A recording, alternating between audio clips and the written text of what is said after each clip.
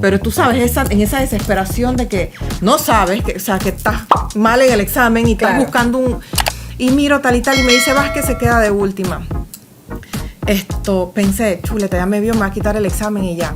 La profesora viene y me agarra el examen y me dice, mira, siempre has sido, me dice ella a mí, eres la estudiante más desagradable que yo he tenido. ¿Qué? Y en la vida lo único que podrás ser es delincuente, porque ni cuerpo para tienes. ¿Qué?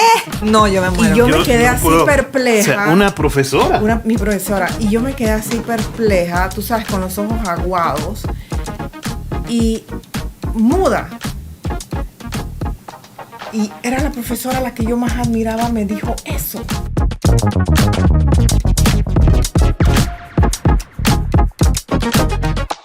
La Mordida, el podcast. Nuestra invitada de hoy es una escritora bestseller que también es la primera mujer que en 90 años logra ocupar el puesto de Secretaría General en la Contraloría General de la República. Además, Solo el amor es real, su libro, en su primera edición, se vendió en $5,000. Adicional, es una de las mujeres más influyentes de habla hispana para la revista Forbes. Y bueno, hay un ambiente aquí en el estudio como positivo. Esto va a ser una conversación donde uno va a salir lleno de buenas energías. Y es que el día de hoy se encuentra con nosotros Xenia Vázquez. ¡Fuerte el aplauso! ¿Cómo estás, Xenia? Bienvenida. ¿Cómo le va? Súper feliz, agradecida de estar aquí con toda la gente bella de Tu Mordida que nos está sintonizando. Y bueno, saliendo de mi zona de confort porque les cuento, para nadie es un secreto que a mí me da pánico escénico todo esto. No puede ser. No. Pero estamos fluyendo. Tranquila. Hay que hacerlo con miedo. Como te decíamos, esto es un parking. Aquí tú nos vas a echar cuentos de todo lo que ha sido tu vida, tu carrera. Imagínate que estás con 3 frenes aquí, estamos parqueando y nos estás echando el cuentito. Aquí lo único que falta es una cerveza de repente para relajarnos un poquito más. Ya saben, patrocinadores, ya saben. Claro. Mismo es. Pueden poner su producto aquí, ya lo saben. Y bueno, Xenia, vamos a arrancar siempre desde el inicio para conocer un poquito más y más que todos los que nos están viendo sepan dónde nace Xenia. Bueno, les cuento que nací en La Pita. Eso es en un campo en el corregimiento de Caledonia, distrito de Soná, provincia de Veragua.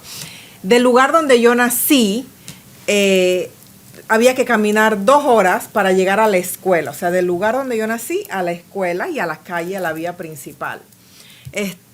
Mis primeros años de estudios los hice en la escuela Caledonia, una escuela multigrado. Y luego, soy la menor de 5 hermanos, luego mi madre tiene que venir a la capital a trabajar como empleada doméstica, o sea que literal yo soy la hija de la cocinera. Entonces ella tuvo que distribuir a sus hijos en diferentes casas de familiares en el pueblo y ya no había espacio para mí, yo era la última. Así que yo tuve que vivir en Samaria, en San Miguelito. Okay. O sea, así tú que recorrí con tu mamá. Ella estaba Exacto, trabajando en una casa en Samaria. Estábamos en el interior, estábamos en el campo y obviamente mi padre nos abandona cuando yo tenía 3 años y obvio, son 5 niños sin papá, o sea, ella tenía que buscar opciones. Entonces, en su valentía, decide venir a la capital a trabajar como empleada doméstica. Así que como éramos 5, deja 4 en diferentes lugares del pueblo y yo era la última. Ya no había espacio para mí. Okay. O sea que yo vine con ella y ella me tuvo que dejar en un lugar acá en San Miguelito.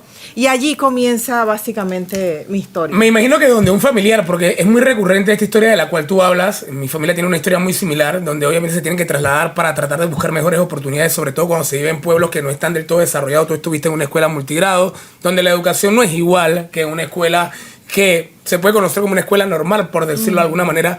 Entonces, háblanos un poquito sobre esos primeros años, llegando a un lugar desconocido y cómo fue ese descubrimiento de muchísimas cosas, porque obviamente estabas en un lugar que estaba fuera de tu zona de confort totalmente.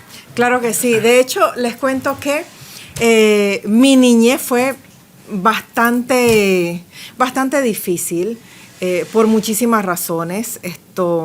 De hecho, he creado la Fundación Sin Fines de Lucro Yo Te Creo, que trabaja en la prevención de la violencia y abuso sexual en la niñez y adolescencia de Panamá, precisamente por todas estas experiencias que a lo largo de mi de mi crecimiento tuve. La niñez la resumo en una sola palabra: miedo. De salida era diferente, venía del campo, quedé siendo tartamuda. Yo creo que esa es una de las razones de mi pánico escénico. Y los compañeros míos... Pero eso lo desarrollaste. Sí, ¿cómo fue el tema de la tartamudez? Sí, O sea, no fue de siempre, comenzó porque comenzaban a decir, habla como chola, es una chola, habla como chola. Ah, es una chola. un trauma, Entonces, pues. Un exacto, trauma. entonces Como por el comencé, era bullying. como que la risa, era como el hazme reír de todos. Claro. Y obviamente Pero un comencé a bloqueo. no hablar, a tartamudear y luego a callarme.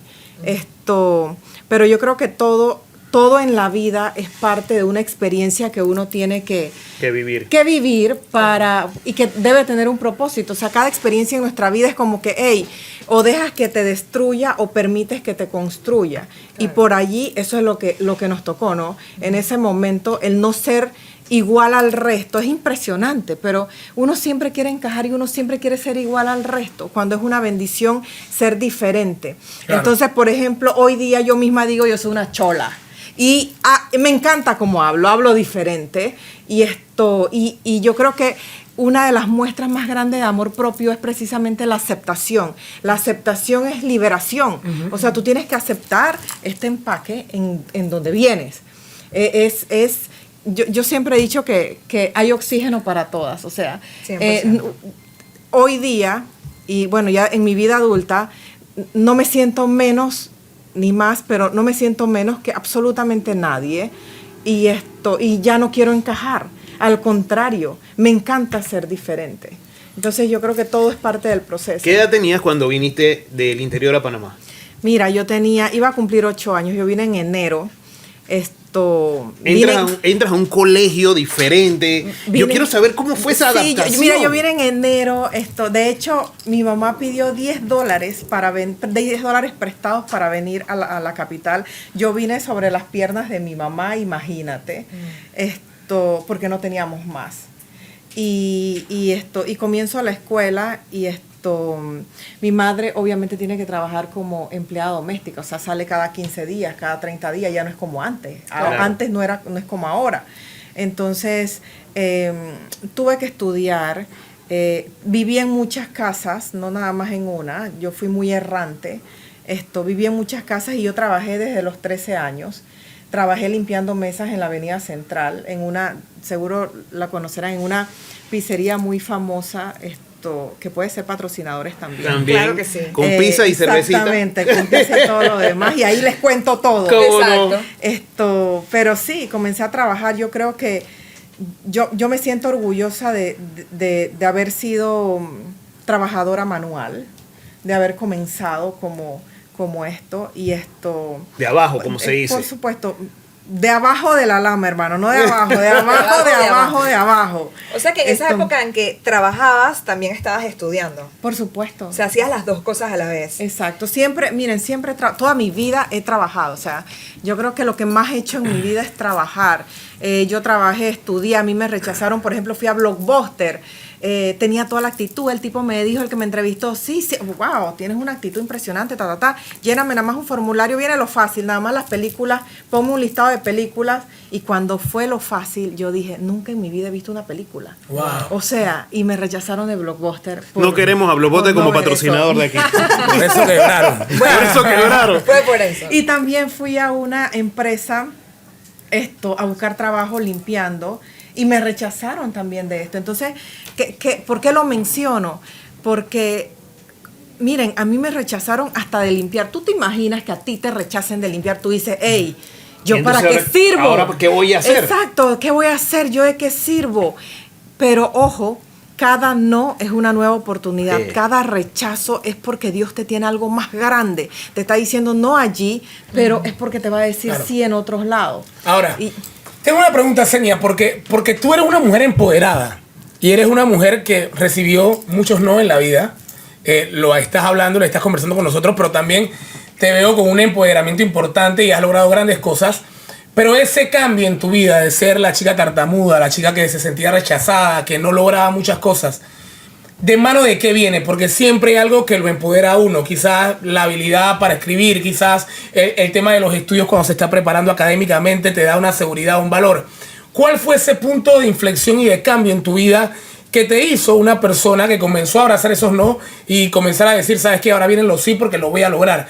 ¿Cuál es el momento culminante de ese cambio mental, por así decirlo? Mira, yo creo que no hay motivación más grande en la vida que un monedero vacío, un estómago hambriento y un corazón roto. Yo creo que cuando tú no tienes más nada, hermano, ¿qué más vas a hacer? Ya tirado en el piso, tienes que levantarte, lo único que queda. Ya tienes que sobrevivir, tienes que salir adelante. Es allí las dos, siempre digo, siempre hay dos caminos importantes.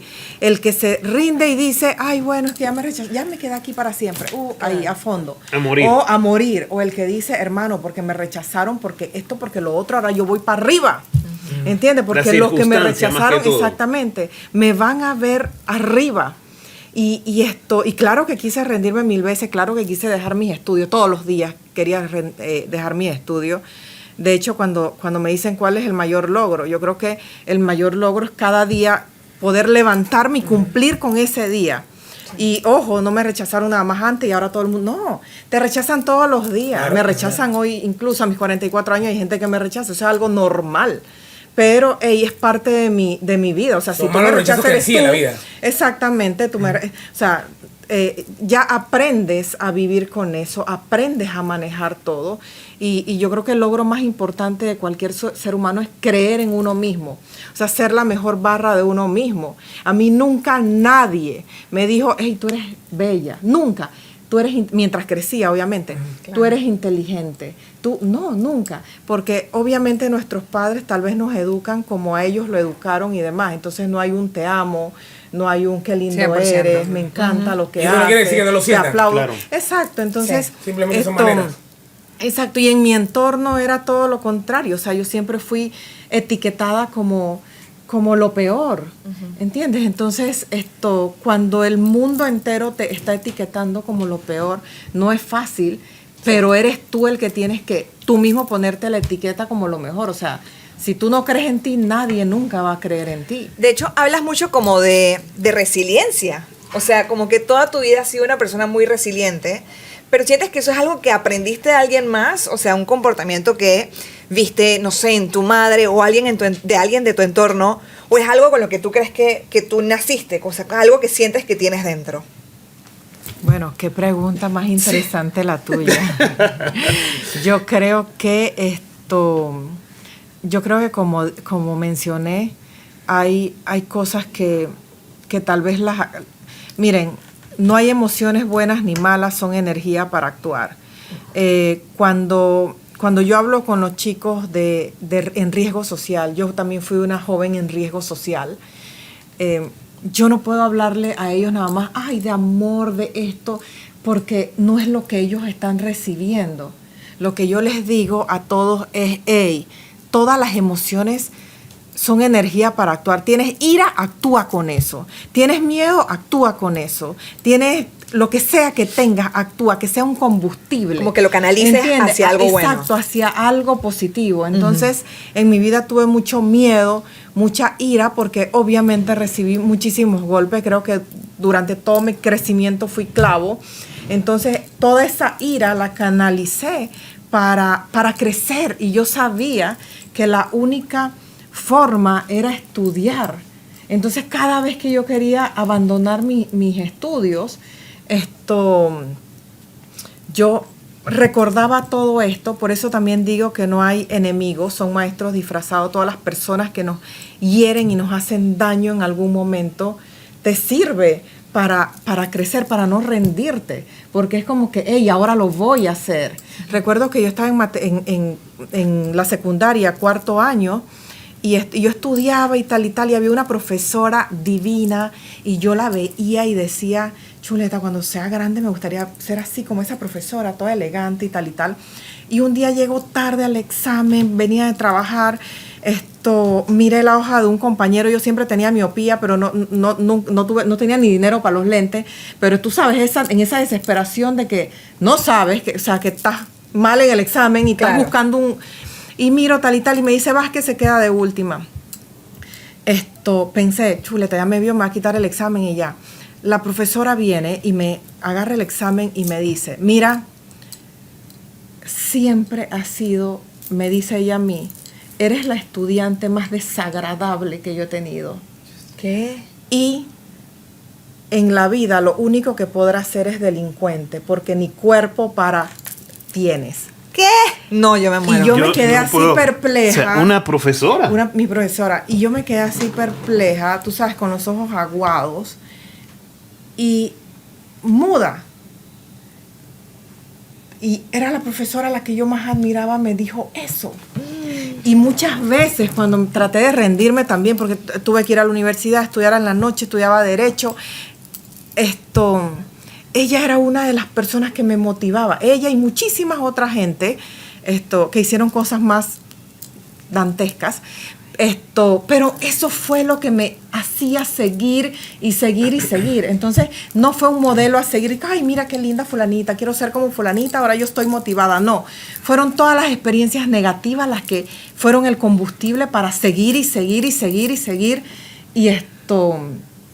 Y seguir hasta el día de hoy. Que afortunadamente tú lo tomaste así, porque caí yo en una persona que ya venía, digamos, como canalizando toda esa mala energía en algo positivo, porque muchas veces esas palabras caen en alguien que Por no supuesto. tiene esa capacidad, y es donde tú Sí, ¿cómo entonces no te vuelves una transformas, víctima, no? De la situación. transformas De la la vida de circunstancia, alguien claro, con claro. palabras así. Exacto. Tú, mira, cuando no tienes el amor, cuando tienes un hogar, tu escuela podría ser el refugio más grande que existe. Y si 100%. tampoco tu escuela es el refugio, entonces por eso tenemos lo que tenemos en la sociedad. Pero siempre, como digo, tenemos que tomar todo lo que nos tiran, todo eso para convertirlo en algo mejor. Una infancia difícil, pero fuiste saliendo adelante. Ya te iba a hacer la pregunta que qué habías estudiado, pero escuché que estudiaste Derecho. Pero dentro de todo esto del derecho, yo tengo como una historia que quiero que tú me la cuentes, que eras pasante y no tenías carro y pasabas el Niágara en bicicleta. Cuéntame de Oye, eso. déjame decirte que hiciste bien la tarea, tienes toda la información. Ya Bien puedes- informado. Sí, él mismo puede contar todo. Sí, ya cuando yo quería ser policía. Oh. Es más, abrieron la academia en 1997, la Academia de Oficiales de Panamá. Fui también y me rechazaron. ¡Qué raro! No ¡Qué puede raro! ser. Cosa rara, oye. Me rechazaron por tener un tatuaje, imagínense, de Panamá, encima de la bandera de Panamá. No puede ser. Qué irónico, ¿no? Pero bueno, entonces era mi primera opción, no pasa nada. Voy a estudiar Derecho, que también era una de las carreras que yo decía, bueno, voy a ser abogada. Y me inspiró ser abogada porque yo iba con mi mamá a todas las corregidurías, a corretear una pensión alimenticia para mi papá, y íbamos y mi papá nunca aparecía. Mi mamá iba por la pensión, pero yo realmente lo quería ver, ¿entiendes? Yo añoraba ese momento, yo decía, y ojalá y lo vea, ojalá y lo vea, ojalá y vaya. Y bueno, nunca fue. Entonces, comencé a estudiar Derecho y ese mismo año busqué trabajo en los periódicos. Antes eran con periódicos, Sí. de seguro tú no lo sabes, ustedes son más jóvenes. No, por supuesto que sí, claro. Pero uno en Sí, el con los periódico y mujeres. toda la cuestión. Ajá, Entonces ok. yo fui y busqué trabajo ahí en Val Harbor. El tipo, el abogado, me entrevistó, yo estaba positiva. Sí, lo que sea yo lo hago. No me digas que te Porque- rechazaron de nuevo, por favor. No, O le pasó la que me pasó a mí, que dijo cuando el fui man. a la cuestión era de que para vender vaina. Que Clásica. salario de 1000 palos. Yo, la logré aquí en el periódico. Y era para vender algo. Te engañaban. Sí. Era para vender alguna Paquetazo. vaina. Ajá, total. Bueno, y entonces el abogado viene y me dice, ya prácticamente tenía yo el trabajo. Me dice, ¿tienes carro? Y yo, sí.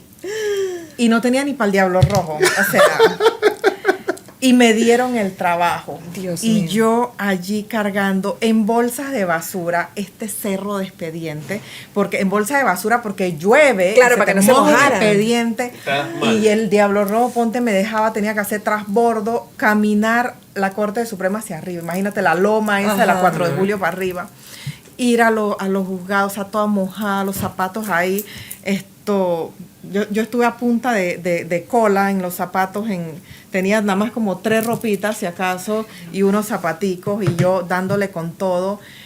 Obviamente también me daba pena porque veía a la gente allí tramitando, viéndome toda, llegando toda mojada con el paragüita, la vaina, Y bueno, así comenzó mi carrera. Y yo creo que ¿Y nunca se dieron cuenta que no tenías carro? al año renuncié y mi jefe me dijo, ¿por qué? Te subo el salario para el combustible. Le dije, jefe, yo nunca tuve carro. Se fue cuento, yo nunca tuve carro. Entonces ya al año renuncié. Y ojo, el sector privado para mí es lo máximo. Es un sector en donde puedes hacer tu propio ingreso, puedes definir tu propio ingreso, pero yo creo que cada quien tiene llamados diferentes, ¿entiendes? O sea, una vez yo escuché, la última jefa de mi mamá me contó que la jefa trabajaba para Panamá, que la tipa era importante, y yo dije, wow, una mujer puede hacer eso. ¿Quién es la tipa? Y creo que eso me motivó. Yo dije, yo quiero entrar a hacer una carrera pública. Y bueno, al tiempo entré como corregidora de Bellavista con 21 años. Wow. Con 21 años fui corregidora de Bellavista. Y yo creo que en la vida todo lo vas atrayendo, todo tiene un porqué. Porque recuerdan que les dije que yo correteaba a mi papá en las corregidurías. Ajá. Llegó a la corregiduría tuya. No llegó a la bueno. corregiduría. ¿Te imaginas? Pero cuando tú vives la experiencia, tú trabajas con empatía. Claro. No había un hombre, una persona que tuviera pensiones alimenticias morosas en mi corregiduría. Claro, No, eso ahí Porque no se si iba a la permitir. mujer hace lo que sea que tenga que hacer para mantener a su hijo, y lo sabemos, lo que sea es lo que sea, hermano. Sí. O sea, por mis hijas yo haría lo que sea para Sí, mantenerlas. Claro. Porque un hombre no. Total. O sea, No hay ve, responsabilidad. limpia carro, recoge la basura, limpia mesas, lo mismo que yo hice. Entonces, en mi corregiduría eso no pasaba porque Claro. creo que tenía esa empatía, ¿no? Ahora, Senia, tú nos has hablado de muchos momentos complicados y difíciles, duros, de rechazos. Yo quiero saber, en el ámbito profesional, ¿en qué momento quizás llegó ese espaldarazo o algo que tú recuerdes con mucho cariño que fue como algo motivador? Porque tú nos decías que, bueno, a ti por tu crianza quizás no era por falta de amor, no te decían que te querían y muchas otras cosas que quizás no era que tu papá no sentían, pero en algún momento tuvo que haber pasado algo como que te dijeron, muy bien, excelente trabajo, y que quizás eso pudo haber hecho un cambio en ti también y que te dio muchas más fuerzas, ¿no? ¿Sucedió? Sí, claro. Yo creo que alguien importante en mi vida fue mi mejor amigo, José Ramón Palacios. Lo conocí casualmente, él era abogado, yo también por la profesión nos hicimos amigos y creo que es fue la primera vez que alguien genuinamente creía en mí más de lo que yo creía. De hecho, me estaba riendo hace 2 días que en el lanzamiento de mi libro recordé que yo estaba súper emocionada porque salí en El Siglo. Como era corregidora y demás, salí en El Siglo y yo emocionada porque obviamente la gente que viene de donde yo vengo sale en El Siglo porque lo mataron o mató, una de las dos.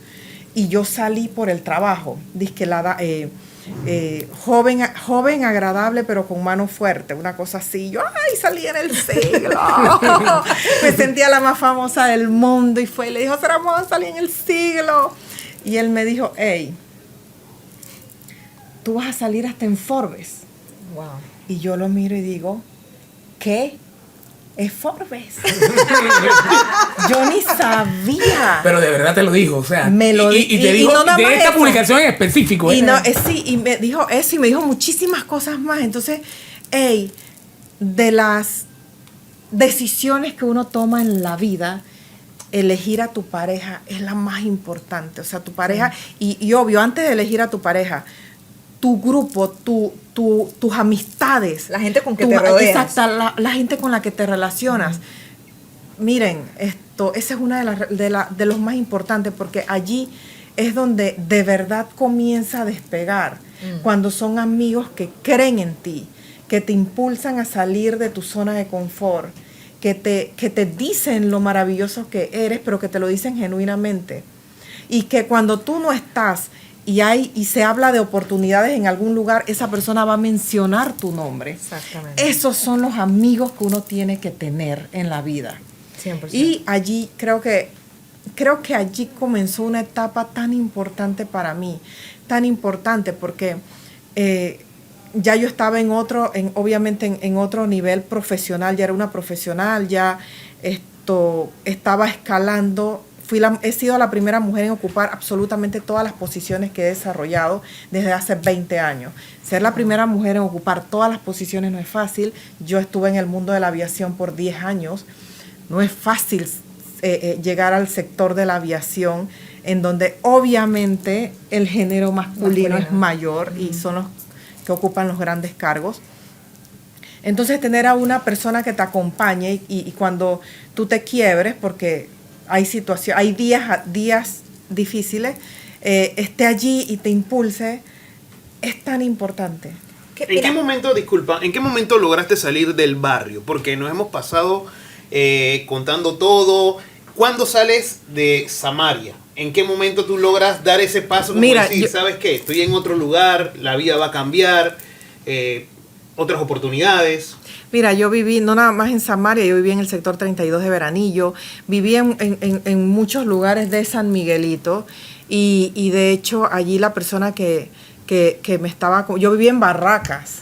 Yo viví en yo crecí viviendo en barracas. Es un cuartito de madera, bañitos comunales, el baño no había ni puerta, se cerraba con una hoja de zinc, no había ni techo, en fin, o sea que te bañabas cuando llovía y todo lo demás. Wow. Entonces,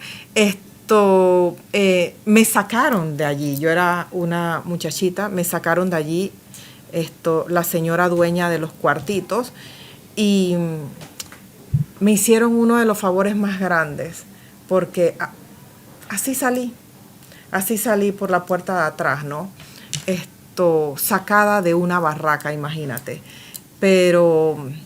O sea, sacada que literalmente sí, te dicen sacaron, te tienes que exactamente, ir. Me sacaron del lugar y allí yo me fui a vivir a Pueblo Nuevo entonces ya fui avanzando, me fui a vivir a Pueblo Nuevo cuando ya tuve 18 años, o sea, todo lo que yo quería en mi vida era crecer, porque cuando crecía yo decía, yo voy a trabajar tanto que, o sea, no me va a faltar nada, que nadie me va a, tú sabes, a maltratar, a humillar, porque son situaciones humillantes. Sí. Cuando me sacaron de la barraca, por ejemplo, estaban todos los vecinos allí en la vereda, nadie me dijo, hey, pasa la noche en el portal de mi casa. Claro. ¿Entiendes? O sea, fueron situaciones muy difíciles. Yo era una muchachita, pero eso tenía que pasar. Es que fue una vez más que una puerta se cerró. Exacto. Todas las puertas, el rechazo fue una constante en mi vida.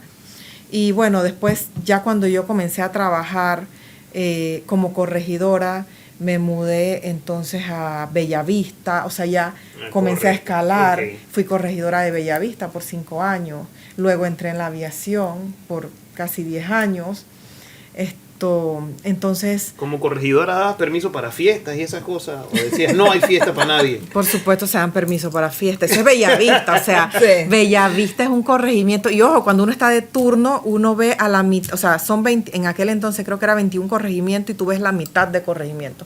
O sea, yo hacía allanamiento en Curundú, en San Felipe, en toda la zona roja que te puedas imaginar. Nos tiraban bala, un día nos tiraron bala en la porqueriza. Wow. Y era un trabajo que yo amaba, en la serio. La corredera, el revuelo, la cosa. Viene la vaina. Las cosas. Y ojo, siempre, tal vez en cuanto te ven, recuerdo que, miren cómo es el universo. Yo dije que quería ser policía. Ajá. El corregidor es el jefe de policía en su corregimiento.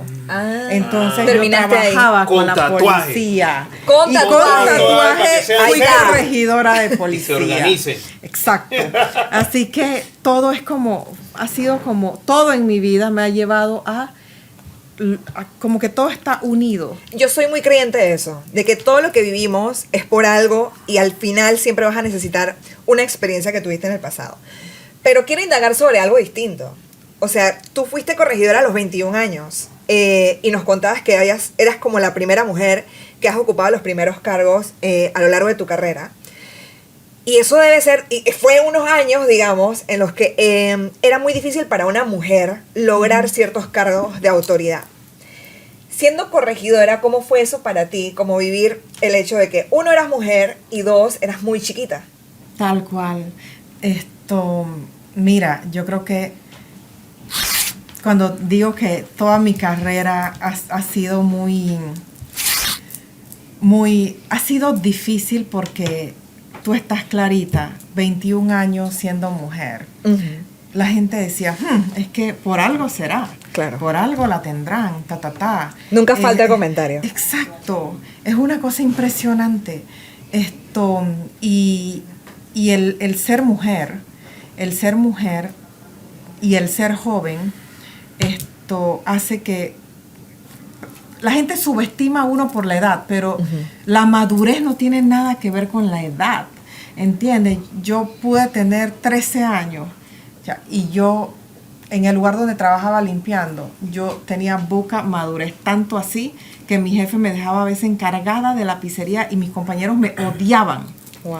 Porque tenía 13 años y ya a los 13 años decían, por algo el jefe la dejará encargada. Con 13 añitos, ¿cómo haces esos comentarios? Pero también el jefe veía algo en ti que quizás era importante. Por supuesto. ¿Y sabes qué veía? Lo mismo que yo busco en la gente que trabaja conmigo. Ey, trabajen con pasión. Miren, yo limpiaba y todavía me acuerdo, cada vez que voy a un restaurante hago así, es una vaina que se me quedó. Y Por es para ver si tengo moco, chicle, algo abajo de la mesa. Porque yo limpiaba tan bien que me fijaba Y si en te todos encuentras que, los bueno, detalles. manden acá un trapo. Exacto, Yo la soy. Yo lo saco. Miren, para la pandemia, que estábamos así sin gente y yo me podía agarrar la escoba y limpiar. Claro. Eso, yo sé que yo limpio bien. Y soy exigente en mi trabajo porque yo he hecho todos los niveles. Y si tú no trabajas con la misma pasión y el mismo orgullo acá abajo, tú no vas a llegar arriba. No lo vas a hacer arriba. ¿Entiendes? Todo es un porqué. Y siempre le digo a la gente, quien no siente la abundancia antes de conocerla, jamás la conocerá. Si tú estás allí envidiando al que tiene, ya sea al que tiene papás, al que tenga las últimas zapatillas, al que tenga el iPhone, a la compañera que tiene curvas, a la chica que está más joven que tú, hey, tú eres una persona carente y nunca vas a vivir la abundancia. Cuando tú te sientes abundante, aunque tú no tengas nada material, la gente te va a percibir como una persona abundante. Claro. Y eso lo vas a ir atrayendo y vas llamando eso. Entonces sí, regresando a tu pregunta, por supuesto que fue muy, muy difícil y ahí es donde uno tiene que trabajar con más ahínco, con más esmero y no puedes estar mirando lo que dice, ay, ¿qué va a decir la gente? Claro. O prestándole atención a todos esos carroñeros de la vida, porque hay gente que de verdad es carroñera en la vida. Senia, O sea, sabemos que tienes 2 lindas hijas, pero llega un momento donde fallece tu esposo. Queremos saber cómo fue ese proceso de recuperación para salir adelante con la pérdida de un familiar, una persona muy cercana, quizás tu mano derecha, y hay muchas personas que piensan, Chuleta, si una persona se muera, ¿cómo hago? ¿Cómo salgo adelante? ¿Me voy a morir yo también por atrás? ¿Cómo fue ese proceso?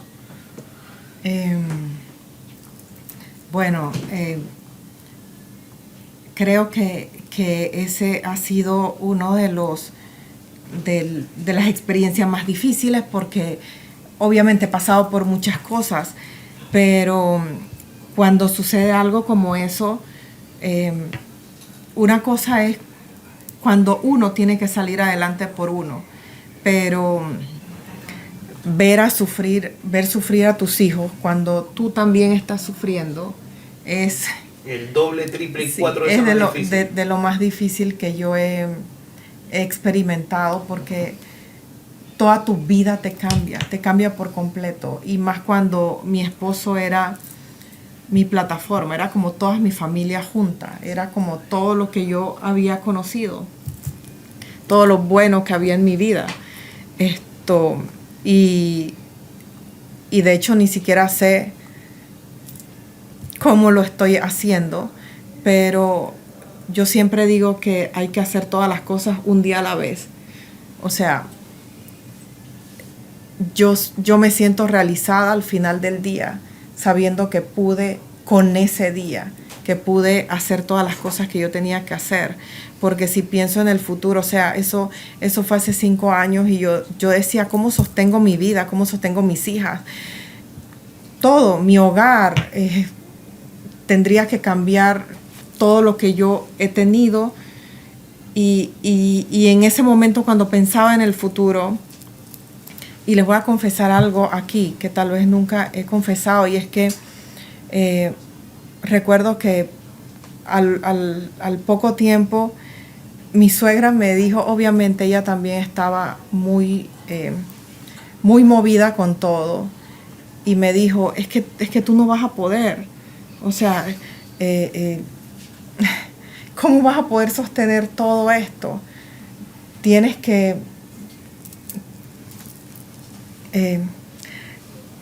incluso pensar en tal vez casarte. Imagínense. Entonces, eso me asustó aún más. Porque yo misma sentía que no iba a poder. E incluso ahora, como decía, luego de los 5 años, pienso algunas veces que no voy a poder, pero carnateo mi mente, porque la mente es tu mejor amiga o tu peor enemigo. Y digo, ya has podido 5 años, vas a poder otro tiempo más. Ya mi hija mayor tiene 16 años, mi hija menor tiene 13 años. En aquel momento tenían 10 y 7 añitos. Y hemos ido avanzando, y creo que es ir un día, no pensar en el futuro como un todo. Ya yo antes era sumamente programada, estructurada. Yo sabía exactamente qué es lo que iba a hacer en cada año. Tenía una agenda de mi vida completa. Era una cosa impresionante. Y desde el 2018 para acá, yo elijo creer firmemente en que Dios me sostiene, en que todo va a llegar a mí, las oportunidades van a llegar a mí, en que Dios y mi esposo, porque yo creo que la muerte no es más que un cambio de misión. Y yo sé que Él, donde sea que está, va a abrir oportunidades. Y créeme que todo ha sido tan milagroso y todo se ha dado como Él me lo decía hace tanto tiempo atrás, que es como increíble. Y he sostenido a mis hijas sola. He estado pagando todos los gastos que tengan ustedes, los tengo yo. Hipoteca, escuela, nana, etcétera, etcétera, etcétera, etcétera, etcétera, etcétera, sola. Entonces sí he podido, y creo que uno tiene que felicitarse al final del día. Y ser bien fuerte espiritualmente hablando también. Por supuesto. Yo creo que para estar de pie ante la vida uno tiene que estar de rodilla ante Dios, hermano. Así mismo es. Sí. Porque si no, no lo logras. Senia, yo he visto en el transcurso de esta entrevista, he visto que tu vida es muy cíclica. Es muy cíclica en las cosas que has querido y cómo se han ido dando. Tú decías que, por ejemplo, querías ser policía, después fuiste la jefa de la policía de un lugar en específico debido al cargo que ocupaste. En ese mismo orden de ideas, viendo cómo tu vida como que se va repitiendo, tú dijiste algo que no se puede dejar pasar dentro de esta conversación, y dijiste, es muy importante las personas que uno tenga alrededor. Hablaste en su momento de su esposo, sabemos en este momento que lastimosamente lo perdiste, pero creo que eso también tuvo que ver con ese momento tan complicado y tan difícil en tu vida para poder seguir adelante. O sea, eso de tener a personas importantes dentro de tu mundo, de tu vida, también creo que ayuda en esos momentos difíciles para poder salir adelante, más allá de que tú eres obviamente el propio artífice de lo que va a pasar de aquí en adelante, ¿no? Claro que sí. Yo creo que cuando algo así sucede, miren, yo siempre digo, sanamos sintiendo, porque generalmente nos han dicho como que escondamos nuestras emociones. Si te pones a ver, toda la vida la gente dentro de estas creencias limitantes nos dicen que tenemos que cubrir nuestras emociones. No llores, de hecho, que no te vean exactamente, llorando. en pleno sepelio te dicen, no llores. Él no quería verte así, hermano. Si tú no lloras en ese momento, tú no vas, o sea, ¿cuándo vas a permitirte sanar? Tienes que ir sacando todas las emociones que tienes. Pero dentro de eso tienes que estar conectada a la vida. Y si necesitas ayuda psicológica, búscala. O sea, hay que sanar, y yo creo que uno mismo es el proyecto de vida más importante que uno tiene, y ese 100%. proyecto va a ser hasta el último día de nuestras vidas. Correcto. Y es fabuloso, pero Dios me ha mandado gente maravillosa en mi camino. Es una cosa impresionante, porque antes, él, antes de ser mi esposo, fue mi mejor amigo, o sea, 4 años mi mejor amigo, y después fue mi esposo, y fue así como que mi mancuerna, mi sostén, mi todo. Cuando él se va, quedo a la deriva. Y entonces comienzan a llegar estas gentes milagrosas que siempre, que son vitaminas, que siempre están allí, que creen en tus proyectos, gente incluso desconocida, que a mí me dicen, ¿qué libro tú leías para motivarte y salir adelante? ¿Saben lo que yo leía? Lo que sigo leyendo. Cuando yo hago una publicación, la gente me escribe cartas. Ustedes no saben. ¿Y qué yo leo? Yo leo a esa gente. O sea, ustedes me motivan a mí. Esto es una cadena de motivación. Una cadena. Para allá y para acá. Exacto. Mira, lastimosamente tenemos que ir poco a poco ya terminando, pero no quería cerrar sin entender cómo conectas tus experiencias de vida con el libro que escribiste, que habla precisamente del amor. El libro me imagino que viene después de esta experiencia que viviste con tu esposo, ¿cierto? Bueno, te cuento, el libro lo comencé a escribir cuando di a luz a mi segunda hija. Yo era gerente en el aeropuerto de Tocumen. Hubo un cambio allí de gobierno y demás, y en ese entonces yo estaba embarazada y me querían sacar, y eso fue una situación muy, muy, muy compleja, y mi esposo siempre me decía, pero escribe, o sea, cuando tienes un dolor, escribe, sácalo de ti, y me decía, tú eres escritora. Entonces lo escribí desde aquel entonces. Okay. Y tal vez por falta de creer, yo decía, pero ¿cómo yo voy a publicar un libro? O sea, hay tanta gente que escribe cosas mega guau, no voy yo a salir con un mamotreto ahí como que, yo soy escritora con eso. Entonces, cuando él se va, él partió a los 44 años. Este año yo cumplí 44 años. Entonces, esa edad me traía estos sentimientos y estos recuerdos de pérdida. Recordaba sus últimos días con 44 años. Y yo dije, tengo que darle la vuelta como le he dado la vuelta a todo en mi vida. Y tengo que parir algo nuevo, como un libro a mis 44 años. Y por eso nace Solo el amor es real a mis 44 años. Solo el amor es real es una novela inspirada en hechos reales. ¿De quién? No se sabe, tienen que leer el libro. Bueno, ya para cerrar, Zenia, me gustaría saber qué estás haciendo actualmente en el 2023, todos tus planes, lo que estás desarrollando, si estás dando talleres, lo del libro y todo lo demás. Bueno, yo estoy ahora mismo en modo escritora, también trabajadora. Tú sabes, yo siempre he tenido no nada más un trabajo fijo, siempre he tenido proyectos, siempre he estado con emprendimientos y demás, y en especial porque siempre se nos dice, especialmente a las mujeres, que después de los 40 ya vamos en bajada. Pues entonces, supuestamente. No. Exacto. Mientras tengas vida, cualquier edad tú puedes estar sacando, creando, pariendo proyectos y demás, y Solo el amor es real es prueba de ello. Así Mira, rapidito, lo último, porque hay mucha gente que se puede ver reflejada en tu historia, pero que está en ese momento en donde la vida los está azotando duramente y no ven un fin. ¿Qué le podrías tú decir a la gente que nos ve? Porque tú eres una de esas experiencias que se puede salir de ese complicado momento, pero que quizás te pueda abrumar y que no ves una salida o una luz al final del túnel. Bueno, la salida está hacia adentro. Siempre buscamos todo afuera, buscamos las salidas afuera, buscamos Dios afuera, y todo está adentro. Dios está adentro, las salidas, todo comienza en uno, en aceptar y en saber que le puedes dar la vuelta a absolutamente todas las situaciones en la vida. Y que de paso, mientras te transformas a ti mismo como persona, porque nosotros debemos morir cada día. Cuando termina el día, nos vamos a la cama, muere esa versión vieja de uno. Al día siguiente tienes la oportunidad de que nazca alguien nuevo, diferente. Te tienes la oportunidad de reinventarte. Y si tú sientes que la vida te ha quebrado, hermano, mejor todavía. No nada más que te quiebre, sino que te pulverice, que te haga arenita, para que así tú lo agarres como masilla y te vayas reconstruyendo y cada vez en una mejor versión. Qué bien, hombre. Fuerte el aplauso aquí en el estudio. Gracias, Zenia.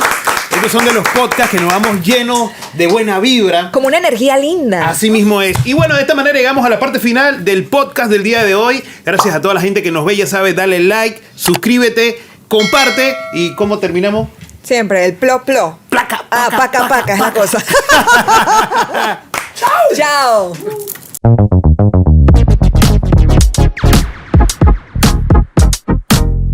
La Mordida, el podcast.